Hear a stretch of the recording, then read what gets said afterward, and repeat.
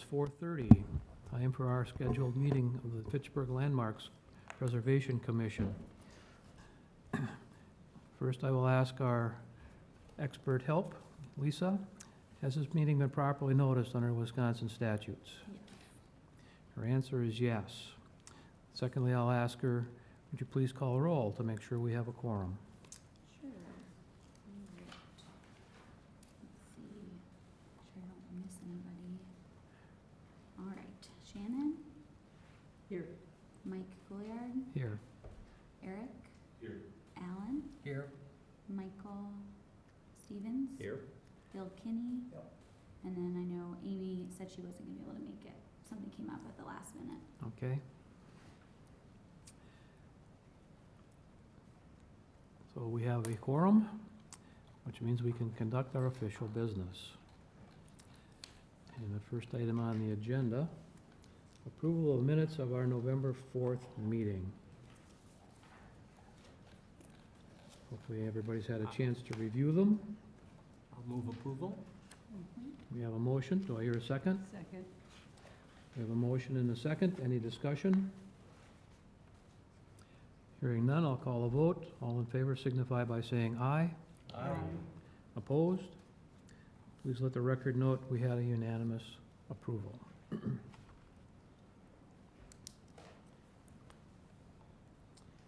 Public appearances for non-agenda items.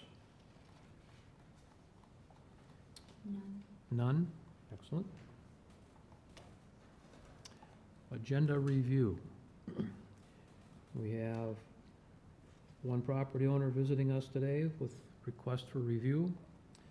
We have then our historic survey results discussion. And we've added a third item, which is Historic Preservation Month, which is coming up soon. So 3 things. Anything else that? If not, we will proceed with the agenda as submitted. Report from the department. Lisa, anything interesting happening? Nope, I think we'll have a chance to discuss it today. Okay. Hopefully. Oh, we're gonna zip right through this. Pre-application certificate of appropriateness. I see Mr. Cross is here. And he has submitted his request to speak.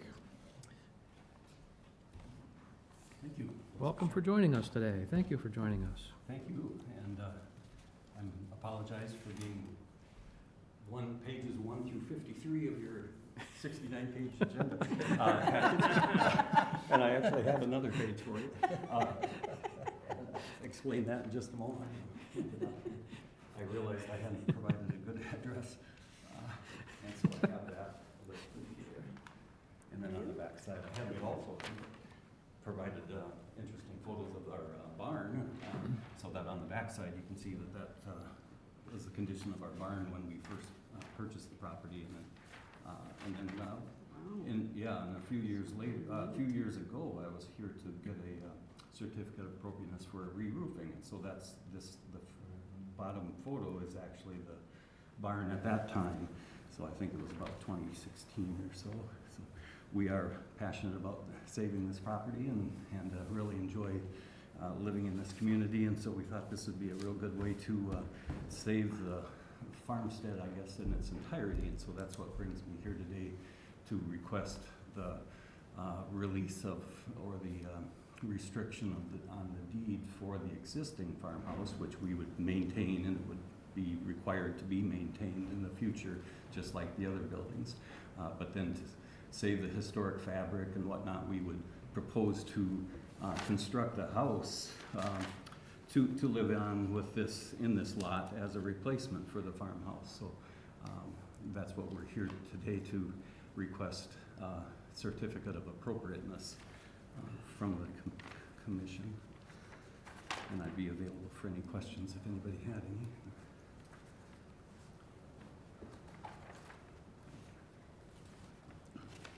From the material you submitted, it appears as if the new house will be approximately 250 feet away from the existing historic buildings. Right, to the north, and it would also be separated by that 100-foot shed, if you can see on the Area screen. Yeah, on the screen there, there's a shed there's a non-contributing structure, yep, right there.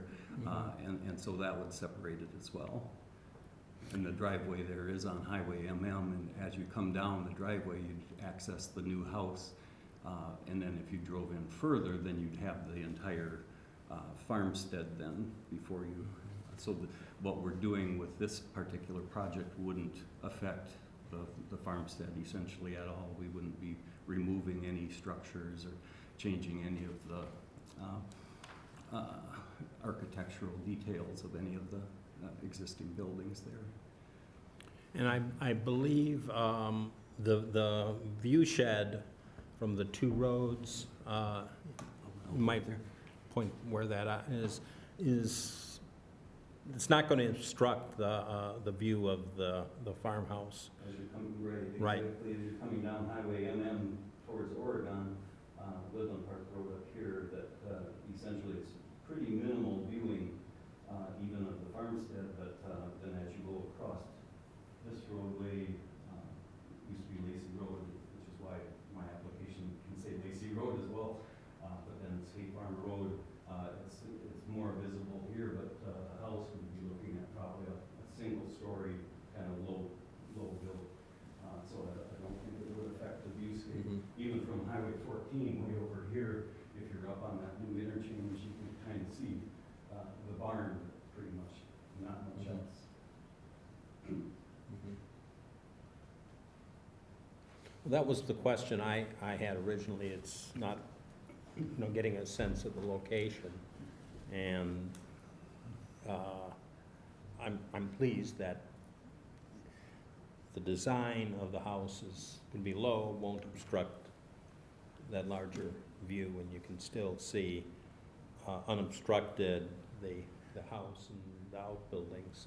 It's the significance, the reason for its original placement on various registers was for architecture.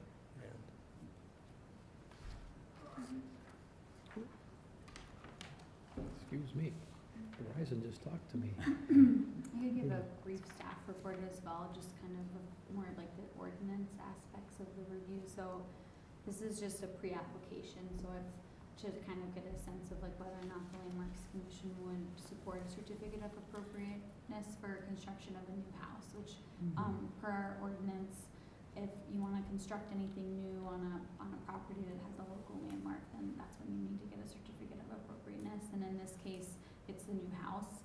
And speaking with the zoning administrator and the building inspection department, I think the city would be in favor of the deed restriction to not allow occupancy of the house. So nobody would be able to live in the old farmhouse, but I know, Mike has said that the structure will be preserved more in its current state as opposed to continually having to make modifications, I guess, to keep it as a habitable home. So things to consider.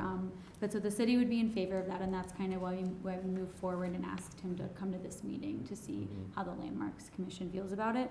And I know that there were some questions about the initial nomination and sort of what was included in that. And so it was sort of the whole farmstead, but just the corner of that property with the buildings. So it's not as if, that whole parcel gets included in the nomination. It's just the structures, and it was really highlighting sort of the architectural features and that it is an example of farmsteading, early farmsteading in Wisconsin. So those are sort of, I guess, the things that were highlighted in the application.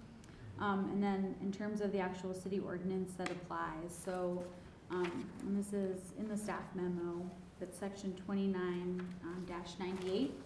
So when determining if a certificate of appropriateness can be issued, the commission just needs to consider whether the new improvement would adversely affect the physical appearance of the site or not harmonize with the external appearance of existing improvements on the site. And I think, some members have commented that the house will be set far back and is not likely to impact the view sheds and things like that. So those are things that it's not like it's a three-story house there that yeah. would And then there's one more section as well, which is section 29-194, that any local landmark is they have a duty to keep in good repair, and have to allow inspections of the site if needed. So that's also one element of the ordinance that could be enforced, say, you know, if the property is sold, that the new owner would be expected to also be maintaining those structures even though no one's living in them. Mhm. So there is some ordinance too to sort of, Okay. to protect that. So that's all I have from the staff. I have a question for you then, Lisa. As the other departments in the city have reviewed this application or request, has the city attorney reviewed the deed restrictions as proposed and submitted to us? Sure, I don't know if she's reviewed specifically the language. We can definitely double check that before we go towards the actual application. I think that the zoning administrator felt comfortable with that approach. I think if we make a recommendation today, it should be conditional with the appropriateness Sure. of the review by our city attorney to make sure that the deed restriction that has been set forward in front of us is appropriate and follows the guidelines of our current administrative code and Wisconsin statutes and historic preservation guidelines. Sure, we could definitely do that, and again, this is only sort of a pre-application, so Mike will come back for another meeting when the formal application is submitted, but we'll definitely make a point to have the city administrator sign off on anything. And the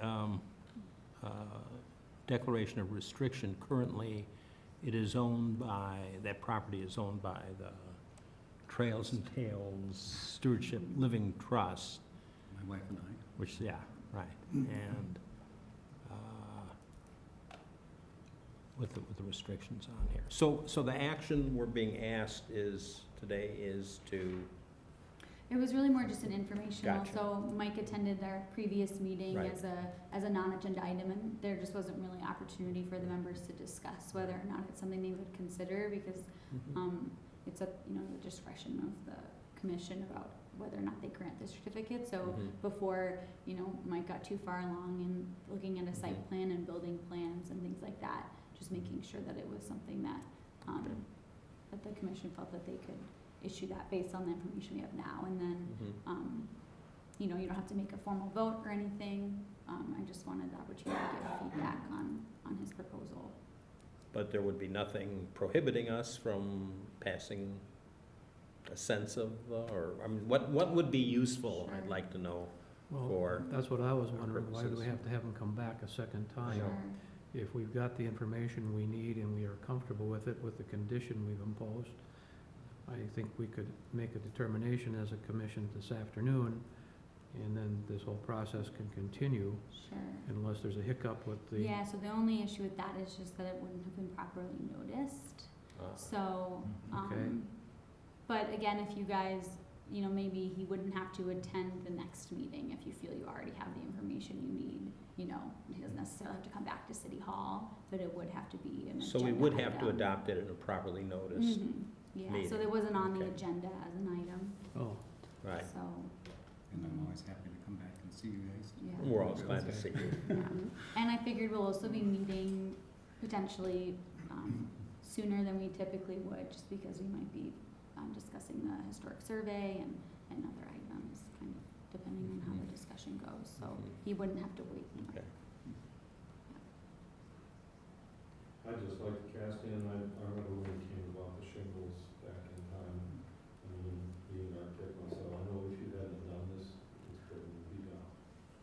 We replaced a third of the roof and all the entire north wall, and had a lot Your of, wife saved the building. Thank you. So, yeah, very nice to see that, it's very nice looking, and, I mean, you see that all the time, as soon as the roof goes. yeah. Roof and foundation. Roof and foundation, you're just looking at the, well, we have some evidence of that nearby here, and, that's, yeah, no, anyway, very much appreciated. Is there any potential on the farmhouse that in the future you might, see that being remodeled for use, again? At this point, I think that, you know, Sonia and I, we could be using it just as personal use, you know, the art studio or woodworking shop or something. And that's, I'm just trying to save the historic fabric that's inside. When we ripped out some of the walls, we found actual writing in the wet plaster, would have been wet plaster back in 1867 or so. And so we've saved every one we could. We hope we didn't destroy any, but it's things like that that I think are important to say, that I think, well, in 100 years, wouldn't this be nice for people to see this? That Exactly. we see barns and old farmhouses being destroyed on a daily basis, and so we just thought this would be a really nice little gem for the community, and really close to Terra Vista, and, you know, lots of people will be living in the area, and maybe get a little bit of Fitchburg farm history by seeing what we have there. I could imagine someday a reception, fundraising reception for historic preservation in Fitchburg being You make me thirsty. held there. Yes, Guinness. yes.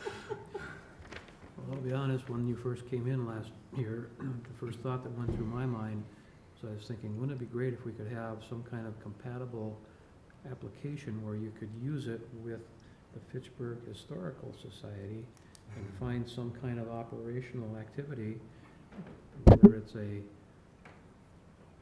gala, a fundraiser, or just School a group come see it, or? whatnot, that we could then have some kind of interaction between the Mike's- Historical Society and Right. on the property.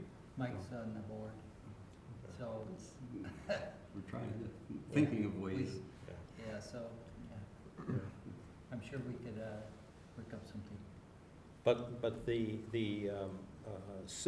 restriction is only on, not to residences on that On a list. single That's what parcel. we're doing. Yes, is that's right. Permitting that, or recommending giving the certificate. Am I correct in getting a sense that everybody thinks this is fine? Yeah. So the question is would there be anything useful, either a sense of the commission resolution, or is that a problem because it's not noticed, or? Yeah, so I think that it will have to be on a separate agenda, Okay. but I think Alright. if you guys are comfortable at this stage with the amount of information that you have, I think it might be worth getting, a clearer idea of what this new structure will actually be, and making sure that it, it doesn't actually impact the view shed, and Yeah, that it is, it harmonizes like the language in the ordinance, so I think that we could maybe get more information, Yeah. but just didn't wanna have anybody investing Sure. a lot of time or money Sure. in that sort of process until Yeah. like they felt Yeah. comfortable with it, so we might get some more information, or maybe we can just put it on the agenda, and if, Mike, you don't have to attend, and Okay. we can kinda see how it goes. well, that was my primary concern, Mhm. was getting a sense of Well, what was gonna be added there, and, no golden arches, no. Right. in the real world, we know things change. Yeah, And right. as this whole project continues, there may be other changes. And if that's the case, it might not be a bad idea to come back and let us know of those changes so that Mhm. we're ready and can make Sure. an informed decision at that point for you. So I guess at this point, I'd say, I think, wouldn't mind having you come back if you don't mind. We'll keep it short and brief for you because of the background we already have, but I think at this point, we should probably follow the guidelines of, it's not an agenda item. I don't think there's anyone here who objects to what you're proposing. So you've got basically an informal approval, but at this point, until we put it on the agenda and we get the final data and review by the city attorney, I think we'll have to say thank you for coming, and we hope that this project continues to go smoothly for you. Thank you, Mike. And thank you for your stewardship. Yes, thank you very much. Actually attended the O'Brien Farm auction, and I bought a fanning mill, and so that's in my barn now too, so trying to gather some Fitchburg history. Soon to be solar. Yeah. Yeah, that's right. 50 acres worth of solar, Marvelous. that'll be nice. Mike, you know who built the house? Spooners is my understanding, in 1852. My thought, because of the way the basement is on the two-story part, that it may have been just, what would they call it, a sod roof house, maybe just like a basement first in 1852. I don't, Logs, I presume? there's some logs on the first, what do you call it, basement ceiling. Okay. They're just peeled logs. Well, there's a basement, huh? There is, yeah, under the two-story part. Okay. Two-story, and then part of the southerly facing, so it's been added onto probably 6, 7 times.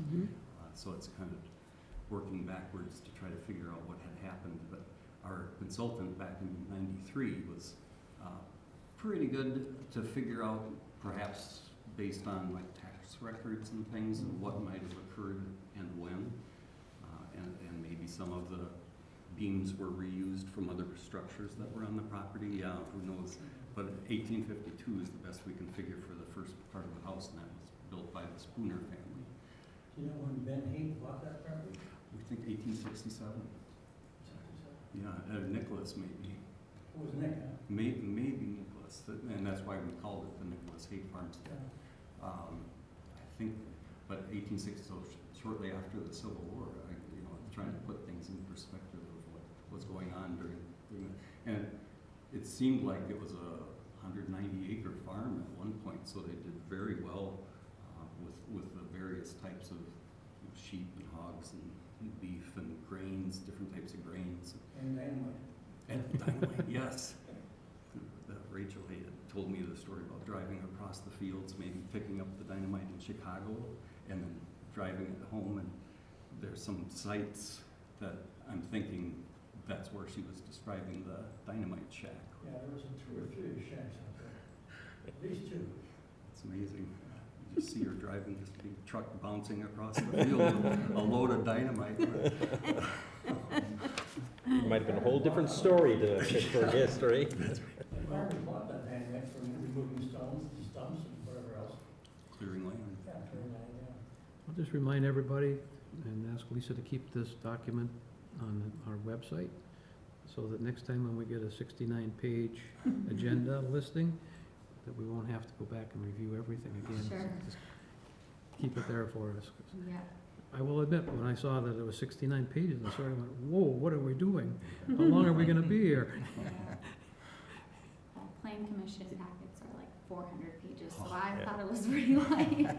It was very useful, though, having that It and was. and getting a sense, the reason for it, because often those decisions get made 20, 30, 40 years ago, and it's useful to know what was the reason rather than trying to intuit that. So that I found helpful in cases where there is a survey report or a registered nomination. And believe it or not, it leads right into our next issue, which is looking at a survey and whether or not we want to have something like that done on the 2 properties that have been identified as potentially historic properties in the community. And at our last discussion about this, we had several points that were brought up that we should talk about today. One is discuss whether they should apply, whether we should apply for the next grant cycle. 2, should we be discussing this at our next meeting? And the answer is yes, we decided we'd do that. And 3rd, how can we get the property owners interested in the program? So those were 3 things that were specifically mentioned in our minutes from our last meeting that we would consider today. In that vein, for one of those, I reached out to Lisa and asked her if she couldn't help us by either reaching out to other communities that have sent out letters to property owners that have been identified as potentially qualifying. And she submitted several of those for us to look at. And then seeing all of this gave me a pretty good idea, it was a better idea than I had in the past, is exactly what this survey is going to entail, and whether or not we should be thinking about looking to continue our communication with the Historical Society and get this survey process started, finding an intern or finding someone who would be interested in doing this if the property owners are interested in having this done. Well, the survey has been done, right? I mean, when you Well, say it looks moving like to the there's next. more detail that has to be provided Well, yes, when we get yes, to the yes. individual properties. Yes, if we want to move on to the next level. If the property owners are interested in pursuing some of the benefits from National Register listing. Correct. So I guess the next thing I would look at, or suggest we look at, is the letter. And there were 3 different versions, if I'm correct. The one that I thought was the one that had, I didn't like the first one. Sure. The second one had a little more information, and the third one, which was on page 58 of the packet, it's numbered as page 58, but it also says page 5 of 16. So it's the one that had the yellow highlighting on it. Mhm.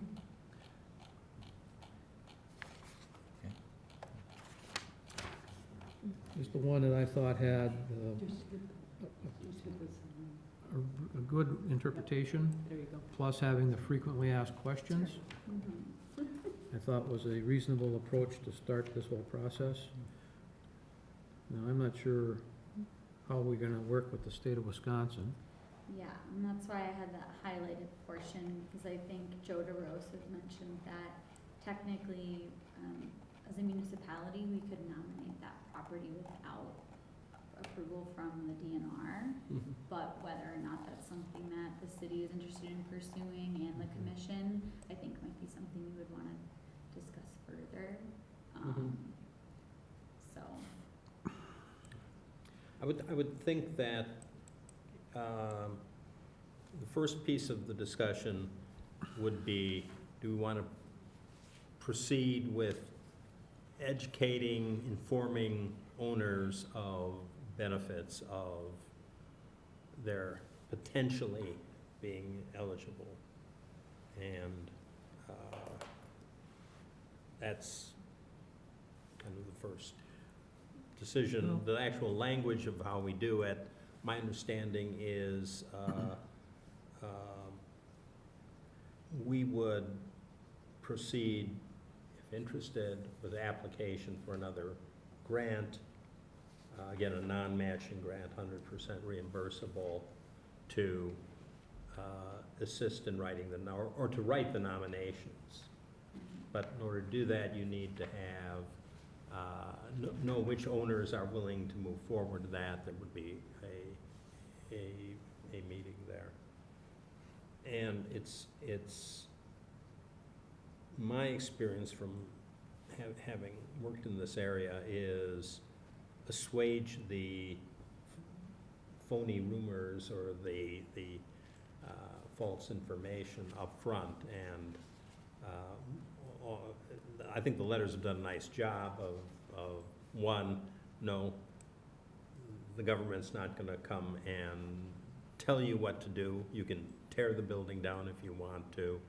It's yours, and that there are certain benefits to you. Well, I agree, but I think there's two options that we could consider. One is the letter, and that's why I asked Lisa to put it Sure. together. The Okay. second option would be to reach out to the property owners and ask them to come, tell them what we've discovered through the survey, and ask them to come to another meeting, so that we could share some of this personally with them versus having them get it secondhand or impersonally. But you would want to write them a letter telling them why they're coming to a meeting, right? Exactly. Yeah, So, I mean, there still has to be some communication up front, but yeah. it has to be, do we want to do it strictly by letter? Or do we want to have them come to a meeting so that, if they have those questions as to how is this going to help me? Or how is it going to hinder what I do with the property? Potentially, we could answer some of those questions for them. And if we can't, we can certainly refer them to Joe DeRose at the Historical Society, so that they can get it from not just us, but from the professional who deals with it on a Right. regular basis. Well, I think typically those meetings, the society will, I'm guessing, I don't know what they do now, I've been retired 7 years, will, if possible, send someone there to answer that. And where these meetings can go wrong is if people just get a notice that says, come to a meeting, your house is historic, period. Yeah. Immediately they come in saying, what are you gonna do to my house, and that. So I think I agree, meeting's a good idea.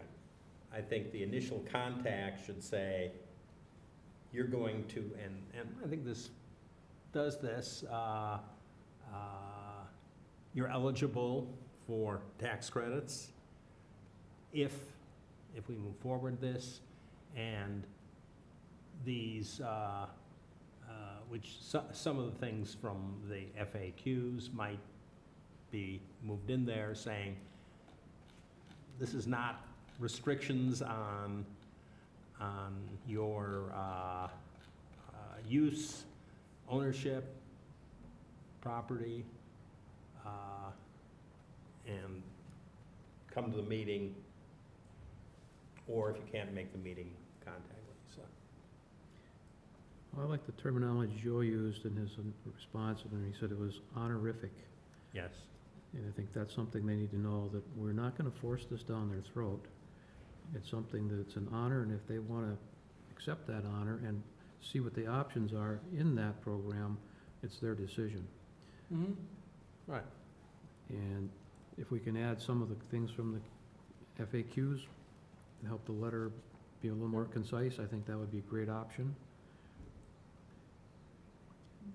But if we're gonna do this, we also have I think we have a timeline if we're gonna pursue communication and then look at the possibility of working through the Historical Society to get the information categorized so that we can have an intern look at it and work on developing more specific property information. But we have to have I thought it was Just the like we- consultant that we pay for with the grant that does that. So I think there were 2 historic districts and 6 properties that were identified as potentially eligible. And then there were, I think, about 3 more that were identified as potentially eligible but require additional information in order to Okay. formally determine. So maybe that's what you're referring to, is that there were some properties that the consultant said, in order to determine if it's potentially eligible, we need this other information. Right.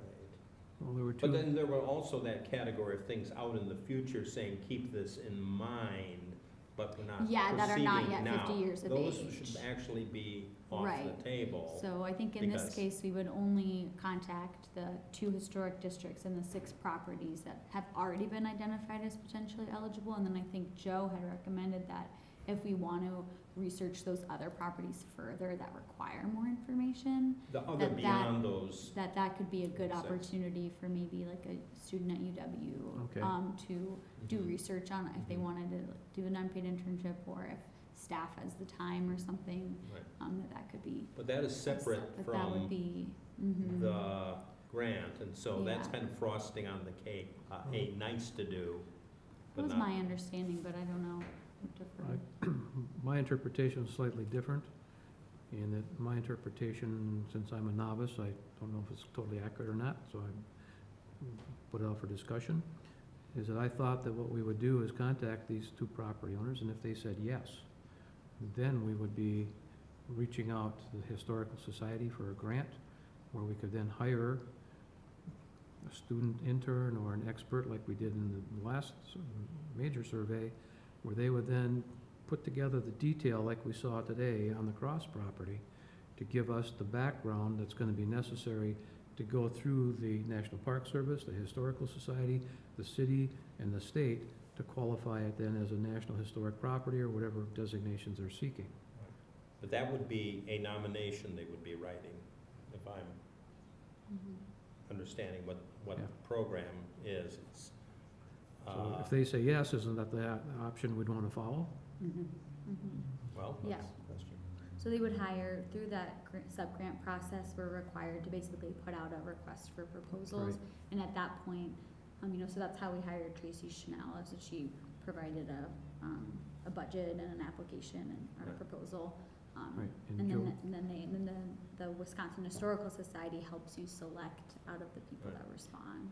and And then Joe's, that consultant that you hire with the grant money, researches, writes the application, makes the presentation to the state review board, well, first to the society, who reviews that and amends as needed, then to the state review board, and then gets passed on to the National Park Service. So they shepherd it through, not Lisa is Right. shepherding it but through. the thing was, Joe indicated that there was a timeline, just like we had on the last grant Yeah. application. Right. And if we're gonna meet those deadlines, we have to start looking at, if we get a positive response, then we have to get back together so that we can have a formal action to start that process to get Yeah. the grant if And that possible. deadline is, you have to submit a letter of intent by September. Right, So I think we need to have definitely, enough time to kind of figure out how we wanna contact the owners and then have another meeting and Right, have enough time for staff to start, right. working on that. But I think so far the feedback has been that we would like to maybe have a letter, that also invites them to a meeting. yes, Is so maybe providing some of this basic information and then saying we'd like to invite you to a public meeting to attend to learn more about the potential and kind Right. of the process moving forward. And then maybe moving over some of those FAQs directly into the letter to try to get right at some of those immediate concerns about, how much freedom do you have with your property. So I think that, and then maybe, that language of honorific designation also will help sort of Mhm. combat any of those comments or fears. And I think with just to clarify as well, I know that, Joe DeRose made the recommendation that we reach out directly to the 2 historic districts to see if they would be interested in a nomination. And I guess he didn't explain exactly the reasoning why we should reach out to those 2 first. Maybe it's just because they're, larger ownership and it's not just individual properties, and maybe that's sort of easier to move forward with something like that. Or maybe he was just excited about the districts, I don't know. So the 2 letters were created specifically for those 2 properties, as opposed to the first letter might be something that we just send out to the individual property owners, because I didn't know if the Landmarks Commission wanted to offer, putting in a grant application for multiple Mhm. properties. So I didn't know if we wanted to, notify everybody that your property was identified and that you might qualify for the, Mhm. tax credits, but I wasn't sure if we wanted to just put up the offer of funding and a nomination for all properties, or if we wanted to approach that a little bit differently, so I welcome any advice or Remind me, thoughts. we have the DNR, is individual property, Mhm. state-owned. We have Chalet Gardens, privately owned individual property. And then the other properties that you mentioned were, So that's the one that's not yet 50 years. Yeah. Right. So we would right, keep and I'm thinking we that. would not want, since we can't act on right. those, what other Right. ones would be eligible to move Sure, so forward? I'll go through the list quickly. So the other one is the Oscar Mayer Observatory, which technically is owned by Promega, so that's another sort of. It's another individual property. So the other 2 are technically historic districts, one owned by more of a private entity, one owned by the state. And then the observatory is a individual A- property. Actually, I don't think Chalet Gardens is a district. Does it say it's called a Mhm. district in Yeah, there? cause it's multiple Multiple buildings, so buildings, it's sort of got it. like a. But a not- single owner, a single owner, Single exactly, owner. yes. very often historic districts that Right, have and I multiple think maybe owners. that's why Joe made that recommendation of reaching out to them, because it's a historic district but one owner, as opposed to trying It's to get. either a yes or no from that owner. Yeah, exactly. Whereas a historic district with multiple owners, it's Right. majority, Yeah, something like the Seminole Forest neighborhood, right, if we ever if got it that were far. older, yes. Yeah, so, and then the individual properties are the, Oscar Mayer Observatory, which is on Promega property. Mhm. Is that 50 years old? Yeah, yeah, Okay. so technically it was moved once, but that Hmm. doesn't impact, I guess, Right. And then the other one is the one that she referred to as the, Opitz House. Right, That was, he was a staff at UW who did some research, so it was, for historical persons, Right. was the significance there. We're on Irish Lane? Yeah. Irish, Yes, Eileen. yep, and then, again, you guys probably know the local names, I'm not as familiar, so I apologize, but the Bitney House, 5329 Lacey Road, so that might be the Rudin Rudenhouse. House. Yeah. That was one. Roman Family Farmstead. The Boyce F. Tots home was the more kind of modern house that was an artist had designed and lived in the house. So that's on Whalen Road, sort of like a single story home. And then the Fabertech commercial building. So we had 2 commercial buildings. So one of them was that Fabertech on Verona Road. And then missing? Maybe that's it. So 1, 2, 3, yeah. So that's a total of 8 entities and 8 nominations potentially, Mhm. and chances are, some of these will say no. Not interested. Right. And so in a sense, because they're single owners, the only real distinction here in terms of the kind of letters you would get would be between those that are residential and those that are commercial, Mhm. because that's, although I suppose all of them could be potentially eligible. Yeah, and if, you know, we could either send out more of a generic letter and say, this is the results of the survey, these are the benefits, we would like to invite you to a meeting, and not really even broach the subject of nomination, and then have that be discussed at the meeting and say, you know, if you're interested, this would be the next step. I would be inclined to actually tell people the 3 key message. 1, it's an honor, it's being recognized. Yep. That's a good thing. 2, there are potential tax credits, save money, help you preserve, that's a good thing. And 3, government's not gonna do any bad thing to you by making you open it up for tours or prevent you from, so the 2 good things, and the 3rd good thing is nothing bad's gonna happen, because if I were the owner and I get it, I'd either, and I didn't know about how this worked, my reaction would be, what's going on? I'm concerned, I'm worried, I might go to that meeting with that assumption, like, what are they gonna do? Or I might say, it's a nice honor, sort of way, why do I wanna go to a meeting? Well, your line you have highlighted there probably should just be bold, right? Draw people's eye directly to it, Mm-hmm. Right. so that they see that first, that it's all voluntary. Mm-hmm. They'll be honored. Right. I think people will have to all of that. Right. I think that's the first thing people would say, Right, is worry about what restriction right, do I have to, it's not what this is. right, it's an honor, it's a program that you can voluntarily participate in. There's some good things that can help you maintain it, the dollar for dollar credits, and nothing bad's gonna happen to you.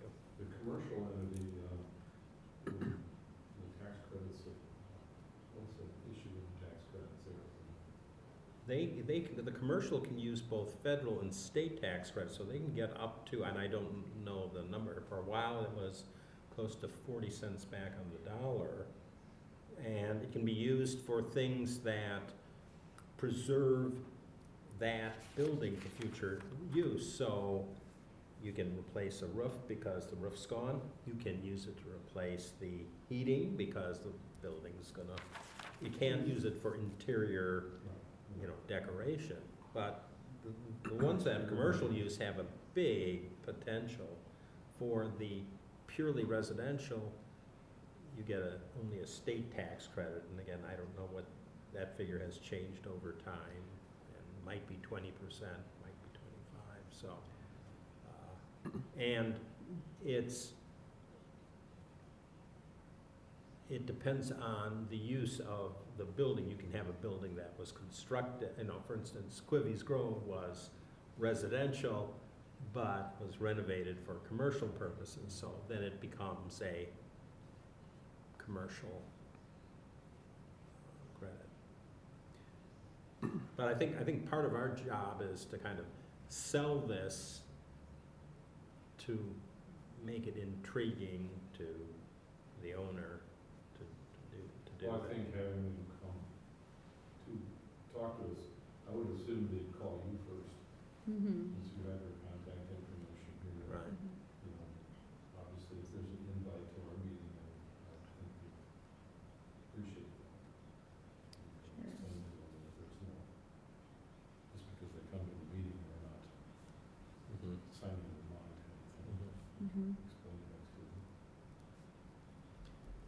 So I hear you saying, Eric, that the letter should state that by coming to the meeting, it's strictly for informational purposes. Yeah. There's no commitment that's gonna be made at that time, that somehow we do have to get a commitment from them at some point if they're interested, but it's not gonna necessarily be, not gonna be asked at the meeting to do that. Well, do we know that we're not going to? I mean, there might be some folks who said, Not interested. no, folks saying, yeah, sign me up, Mhm. Then it's a piece of cake, we can go from there. there. But we're not requiring like all 8 properties to be listed, you know, it would No, still be we're up to not, them. we're not, is I think because what we the thing. wanna do, if I understand this, right, you need to go check this with Joe, is the purpose of this communication and of any kind of meeting, and it could be all 8, but it could be one-on-one meetings with you. Usually those meetings tend to get held when you have true districts where you have 30 or 40 owners who live in a district, and they're all sharing the exact same circumstances, private, residential property, all in the same neighborhood.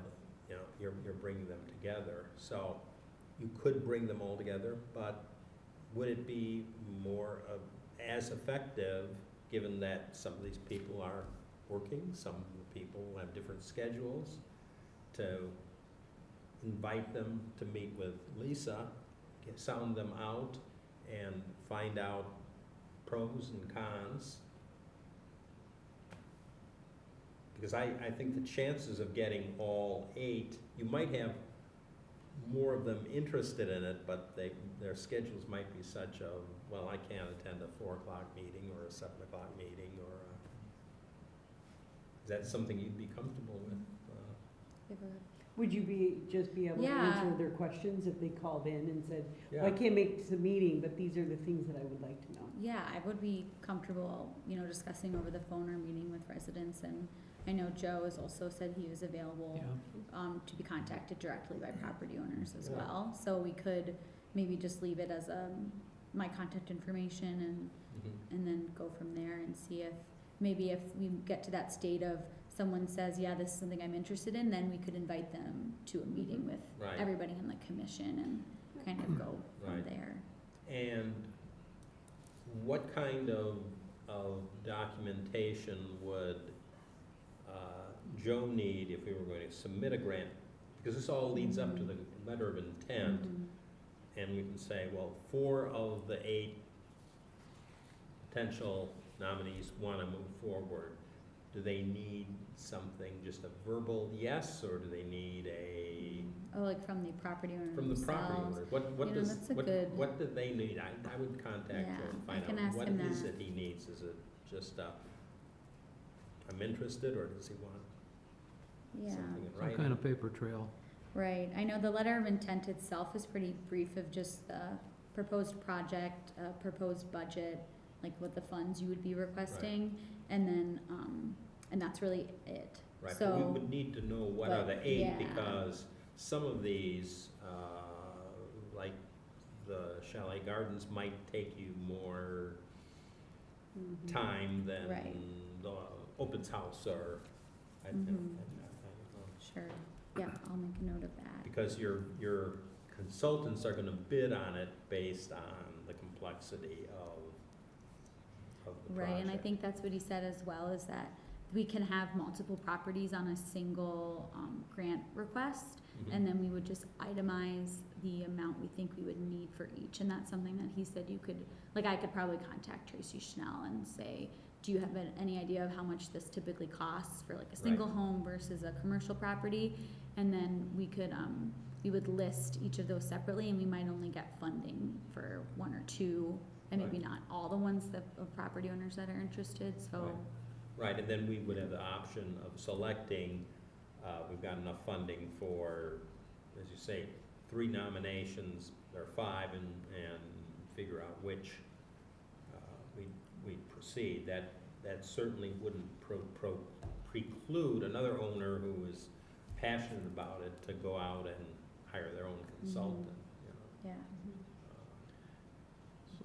So I'm on the same page here, we're talking now about all 8 properties. So we have 8 letters that we'll be preparing, with the same basic information, that you would then be our primary contact on. I think it would be very fruitful to have Joe DeRosa's name in that letter and contact information as well. Sure. Mhm. So that as this whole process falls in place, that they would have a personal contact, written communication, Mhm. and the ability to look at the frequently asked questions if needed, to hopefully get them some answers before they are brought to the commission and asked to, you know, give us their feelings as to whether or not they want to continue. Right, We're all on the same page? Okay. Okay, yep, so as long as we're, interested in offering that, grant to any of the property owners, then I think, you know, there's no harm in notifying them all. Right. And I think Right. the more Right. properties we get listed in the city, the better, Okay. I would think. Right. And, you know, that in general is, regardless of whether we get the grant or not, I think we will,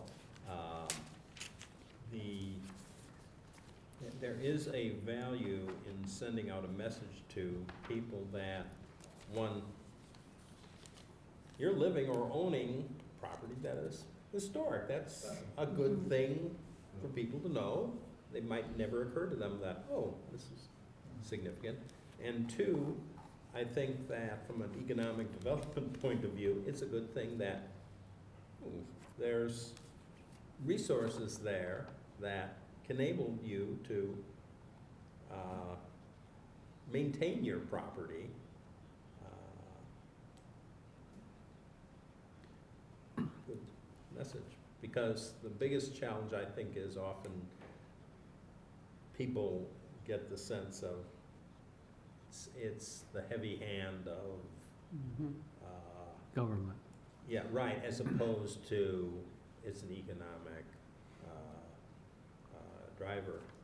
I was telling Mike beforehand, the first historic preservation ordinance in the nation was passed in Charleston, South Carolina in the 1920s, when one of the oil companies tore down the Gabriel Manigault House, significant 18th century architect, to build a gas station. But they said, oh, we're going to use the old bricks to build the gas station.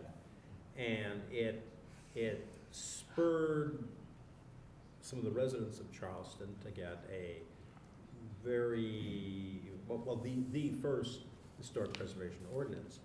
Fast forward 100 years ago, there's millions of dollars of tourism now that is happening in Charleston because of the foresightedness of this group of people to make sure that the rest of those buildings weren't going to be torn down. Okay, you've got direction? Say something on that. I think in the letter, in terms, if I was a recipient of the letter, one of the first things I would probably ask is I speak to somebody else who's been through this process, or is one of the other. Maybe that's something, if there were some individuals who'd be willing to, we don't have to identify them now, but willing to talk to somebody who's a little unsure as to what they're gonna have to go through.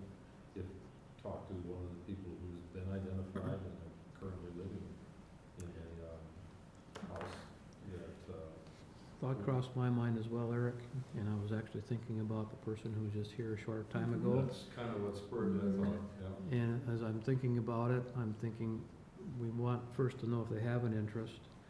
And if they are showing an interest and they're not hearing what they think they should from us, then we could possibly reach out to a citizen who has gone through this process after we talk to that citizen and ask them if he'd do it, of course, and see if that would be something that they'd be comfortable in and hearing from an individual who's done it, what it's done and what it's meant to them.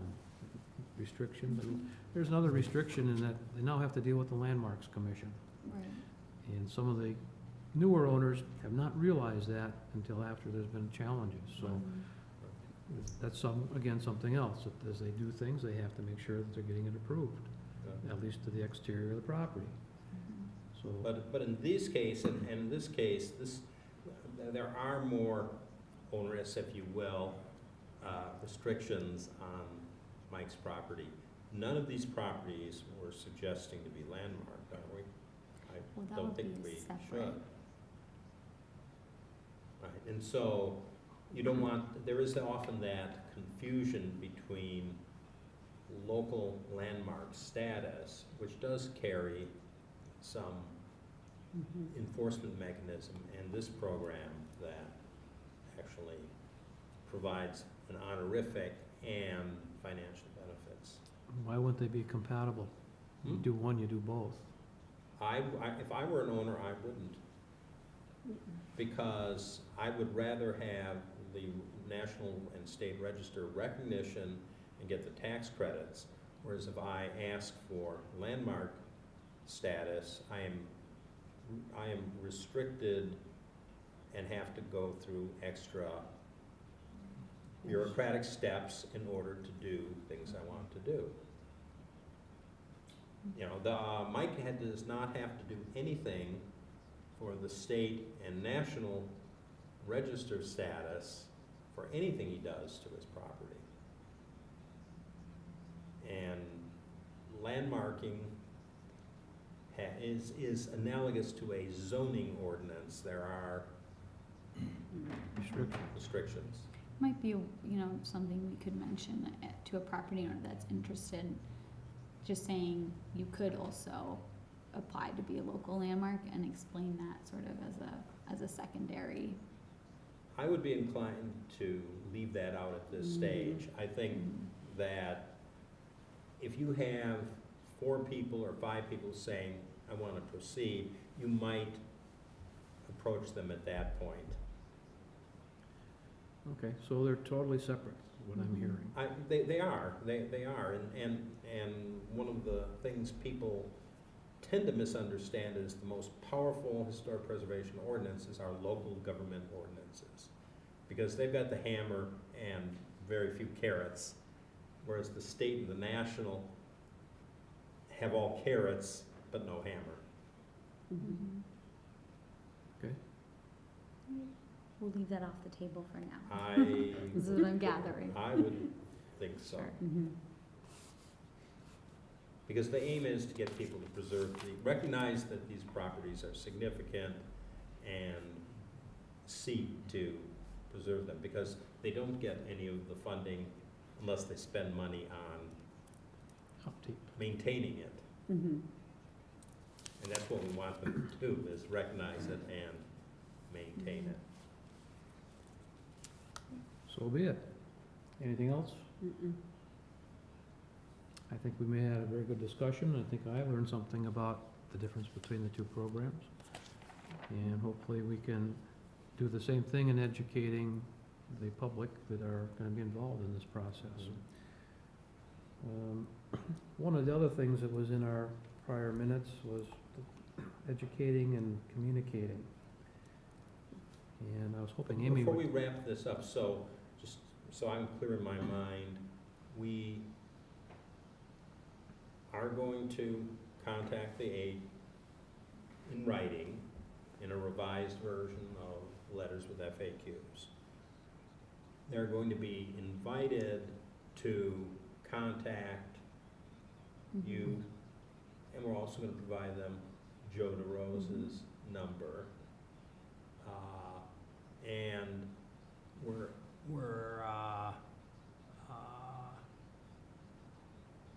are we asking them to contact you either way, or, well, no, they'll do what they want to do. Yeah, they'll do what they wanna do. They'll do whatever they want to do, but Mhm.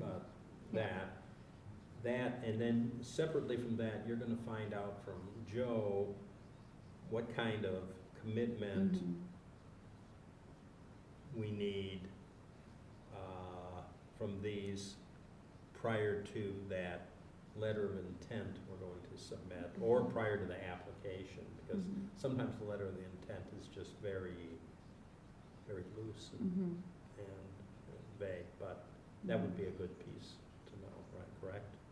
And we're not at this time planning a meeting per se. That might be for some other time when we find there's 3 people who want to pursue it, or 8 people who want to pursue it, or. Should that our a correct letter, summary?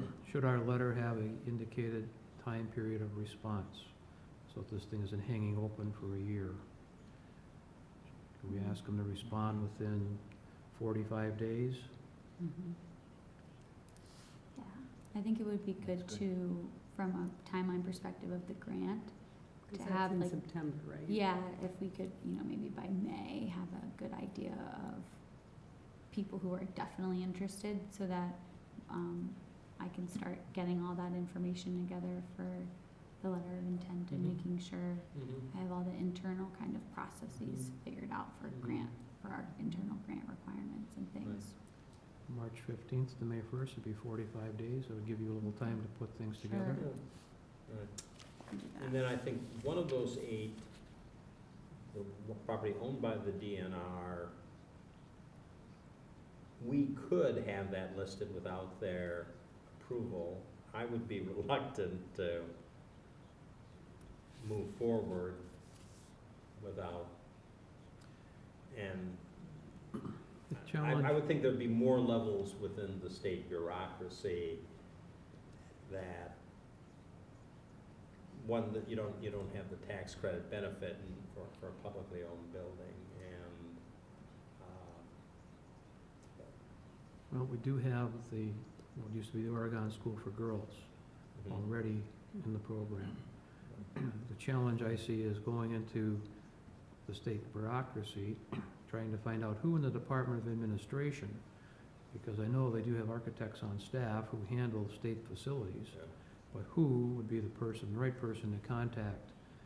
Definitely be somebody through the Department of Administration, and if they have a senior, somebody who's the head of their architecture division, that would be the direction I'd be looking to find that party, so that we could make sure that the right people are informed as to what we're looking at. Yeah, I know Tracy Chanel, the consultant for the survey, was in contact with a gentleman right at the fish hatchery who allowed her on site and to kind of like look at the property and document everything, so that might be a good first step as well. Right. Cause I can likely get his contact information, but I think it probably would be helpful from a staff perspective to kind of know if there is any interest in pursuing a designation without their approval, or if that's not something that we're interested in pursuing. Mhm. I would contact, and I know the former head of the DNR office was Ruthie Badger, and she's passed away. She's a friend and former coworker. So I wouldn't talk to the person who did the site visit, I talked to the manager who Mhm. controls the site. They would know in the management team is the one, when they do requests for building changes, who do they go through versus the person who does the building changes. So reach out to if you're gonna do that, to the manager of the current fish hatchery operation, so that they can get you headed in the right direction. Mhm. It'd be good to know if there were other state facilities who've been similarly designated. Mhm. There are elsewhere, lots of There are state, lots of there them. are lots. and how that process went. Yeah. But yeah, I think that is the way to proceed, is to find out. At least that way the manager who's in charge of the unit, the fish hatchery control process, will have at least a heads up and know that we're looking at what's gonna happen and with this whole process, that potentially it could wind up being another one of the state facilities that's included in the programs. I think that's a good way to proceed. This letter to, It'd be like the A quick- Southeastern District Manager, DNR. Okay. letter to Mr. Aquino of the fish hatchery. Did you get this letter from Joe DeRose, or? No, so that was, like the address or the letter itself?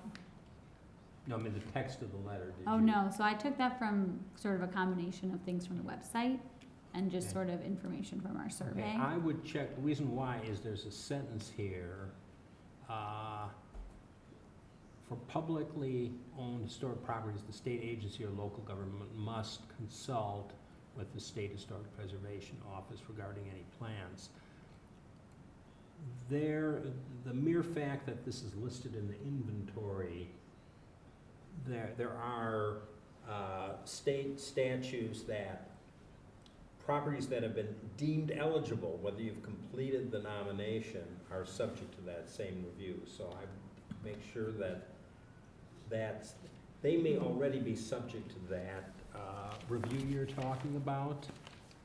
They must consult with SHPO for plans of action. Just the fact that they are listed in the inventory because they're a state agency, they might be required to Sure. do the review I anyway. will have Joe look at all these letters Okay, too, I think, but just call to make that- sure call all the that sentence out to information's them correct, yeah. because, again, as putting my former bureaucrat hat on, I read that sentence and saying, oh, if I go ahead and do this, I gotta jump through some more hoops. They may already have that requirement under state law because Mhm. they've been identified as, I know under federal law, once they've been deemed eligible, they're subject to that review. And that was simply the act of listing them in the survey. Sure. It'd be interesting to know if there are other fish hatcheries that Hmm. have been designated in the state, and that's very possible. Although this one has special significance. Okay, so I'll follow up on that one, Well, because there are some just for special some more information. things there. Alright. Okay, thank you, Tracy. Looks like we've given you a little more work than I thought we would from this, but we do appreciate your effort. Historic Preservation Month discussion.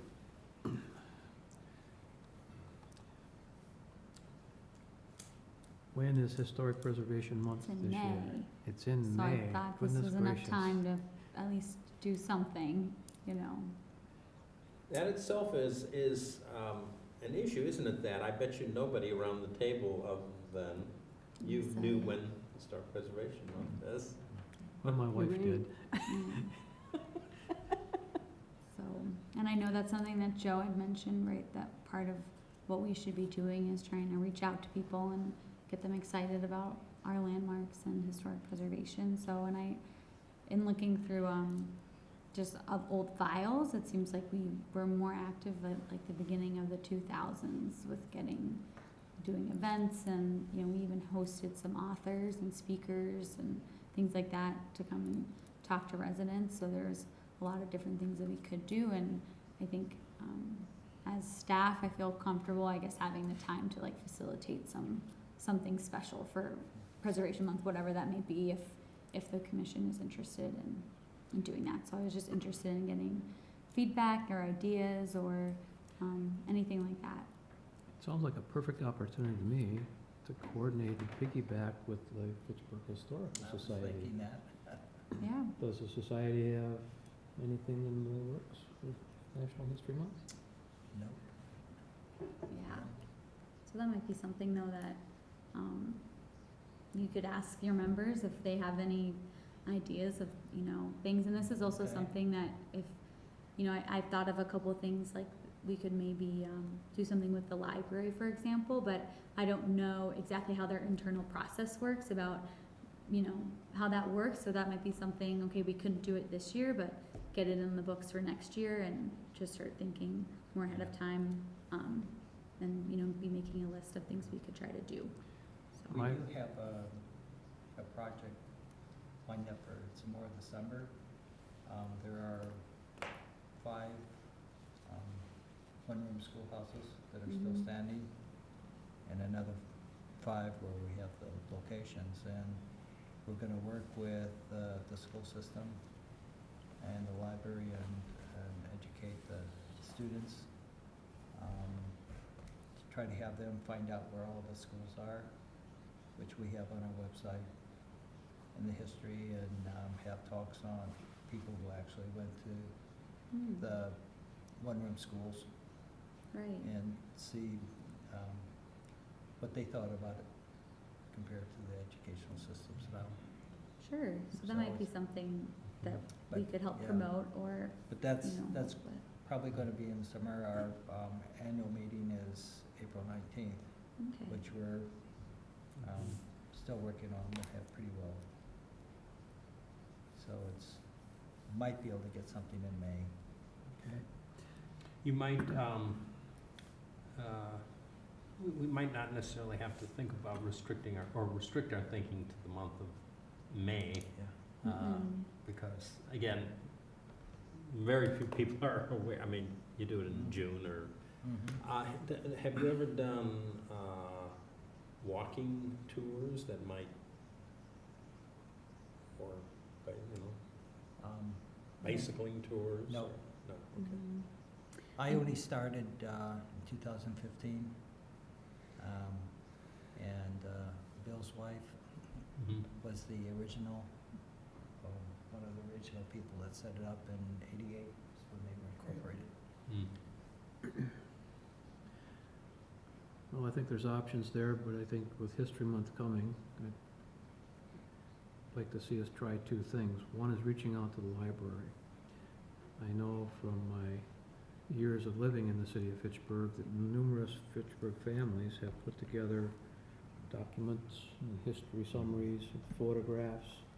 And if we could work with the head of our library to see if we couldn't have some kind of main entrance exhibits Mhm. for National History Month, I think that would be great, including the little book we put together a couple of years ago Mhm. that the library has several copies of, so that people can actually see that there are historic properties in the city.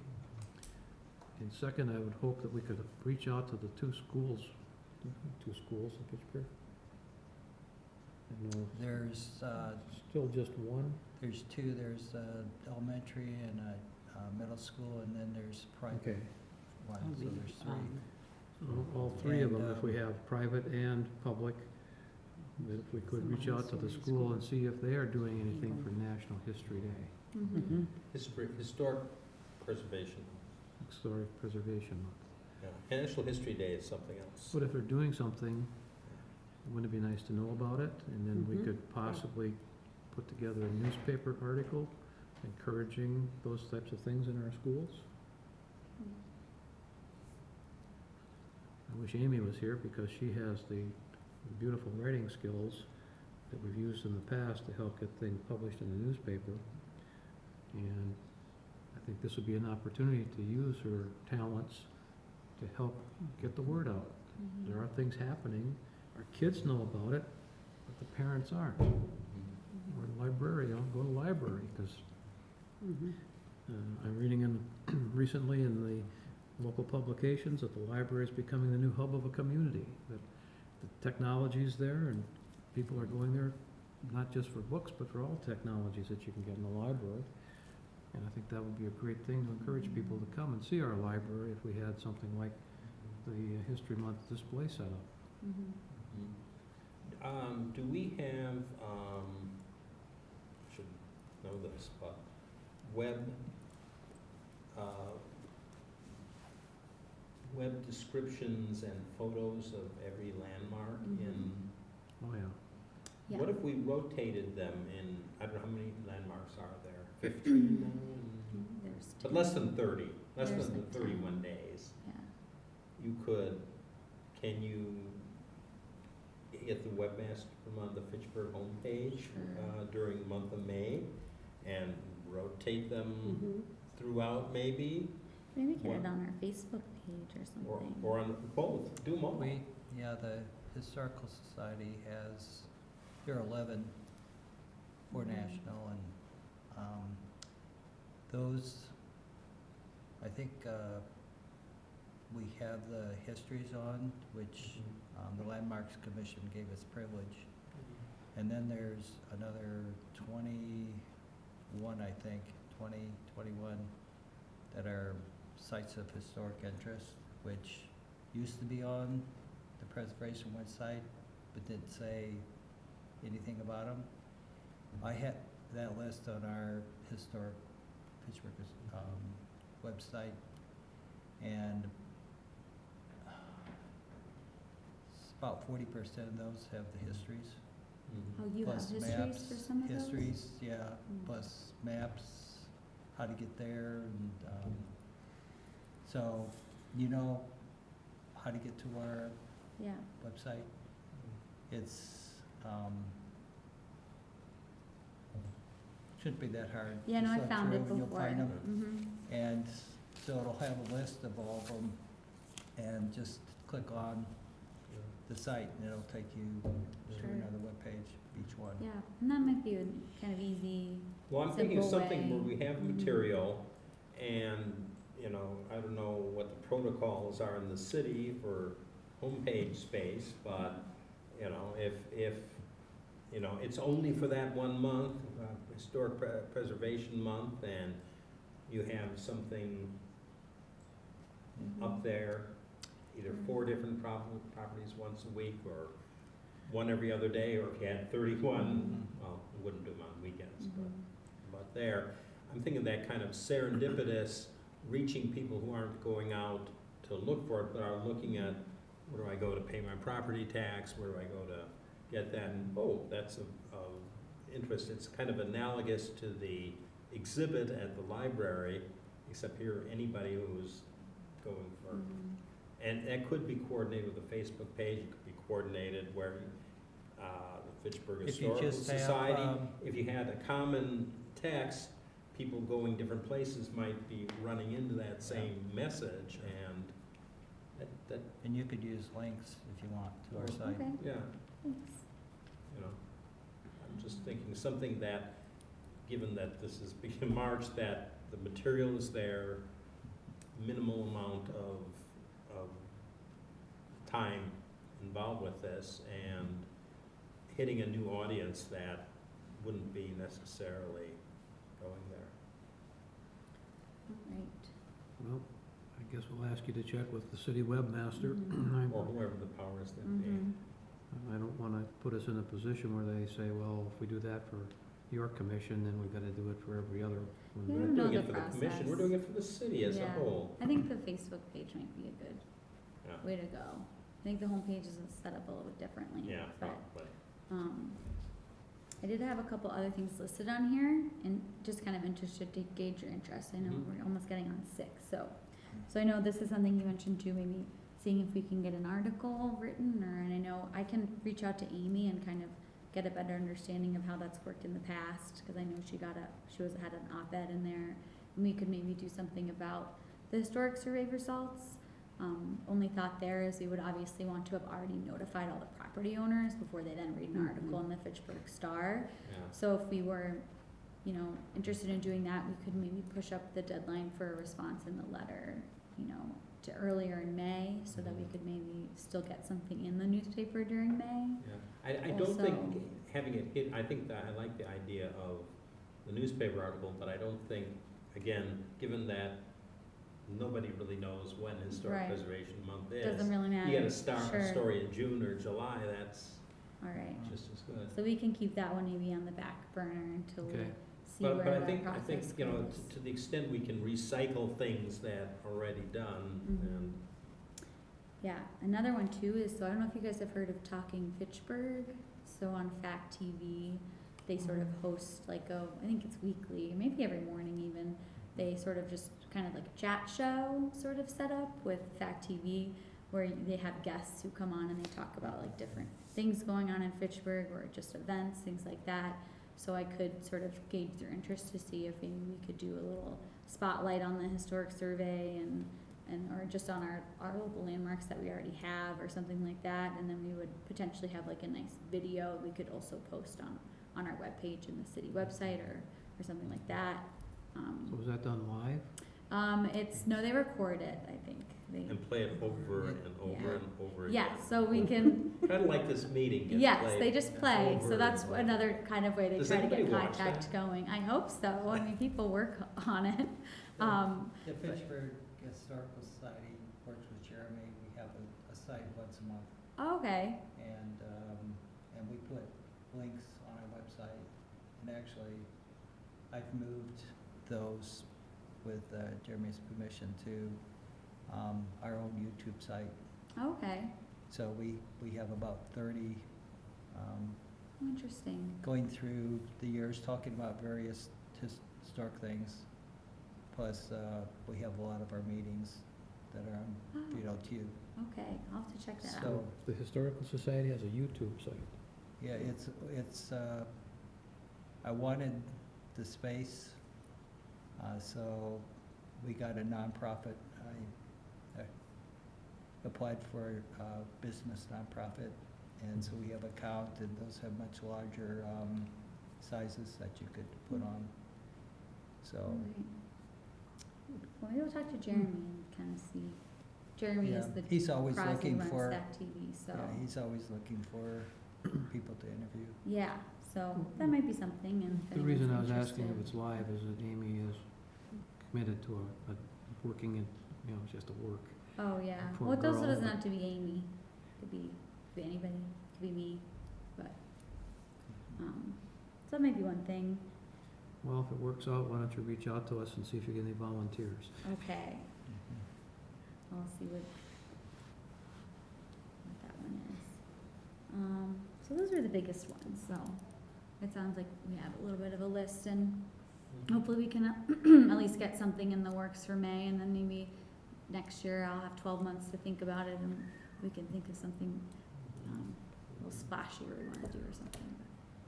Maybe Tracy would be willing for free to talk about her experience in doing the survey. I mean, she knows the properties now. I And could she reach might out to want, her. I don't know if that would be Yeah, good for her or sometime when she's in town. right, yeah, I can ask, You know, That would be really nice. you know. yeah. In part because I think she had a very small audience when she was here to give her presentation. Mhm. So, maybe that would be, I mean, I know she does this for a living, but maybe If she's in town, if she's in town for a for a state preservation board meeting, as a consultant, she comes here quarterly. So, when she's got a contract to present. Alright, anything else on that that you'd like to share? that's it, thank you for Okay. going through that. Report from the department, is this a second Nothing from me. announcements then? Moving on to item 7. Anything announcements? I think, probably have another meeting, maybe in a few months, to kind of give an update. Hopefully we hear back from property owners. So Mm. maybe in May or early June to kind of see if there's more work for us to do. Okay. So do we want to look at the calendars and schedule something now, Well, or? I don't know if we wanna wait to see if people get back to us. Yeah, if But you have it's up to nobody, you if you have all. nobody of interest, there may be no. No need for a meeting. Yeah. But whatever works for you all. Why don't you look at the building calendar, Mhm. see what options there are for this room, Sure, and maybe pencil us in as tentative for Sure. within that, just at the end of that 45-day window? yeah, so it'll be the end of May, right? Sure, And then we'll see what kind of response we get, and if we don't need the room, we can terminate our reservation. I don't think we'll get in trouble for doing that. okay, so I'll do early June, Early May. early May. Ooh, that's, Well, cause it's, we She's want gonna- 45 days. yeah. So April's 30. Most of March Am I is missing still. a month? Oh, yeah, beginning of May. Sorry, Today's- you're right. Today's March 4th. You guys, you're on top of it. All right, beginning of May. Then there's all those follow-up calls here from the people who Yeah. didn't reply. We'll see. All right, thanks. And I'll send out an update for the meeting. Excellent. Okay, good. Well, we have one of our busier agendas tonight. Thank everyone for making the meeting. I appreciate your due diligence in reading through 69 pages of materials that we got.